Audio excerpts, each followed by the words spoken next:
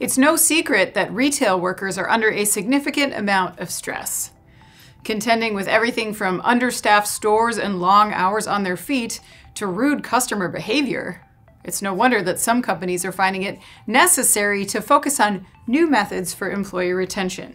In an effort to stay connected to the core of its business, Home Depot will begin requiring its corporate workforce to work shifts in its retail stores. Citing a memo issued by Home Depot CEO Ted Decker, Bloomberg has reported that starting in the fourth quarter, corporate staff will be mandated to work an 8-hour shift each quarter. In an aim to support retail staff, Decker says the move will allow white-collar employees to truly understand the challenges and opportunities our store associates face every day. The move applies to everyone, including senior management and remote workers.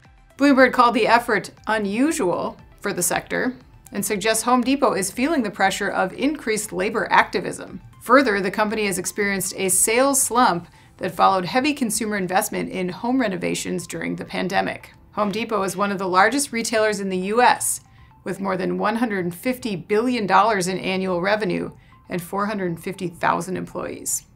I'm Anna Wells, and this is Manufacturing Now.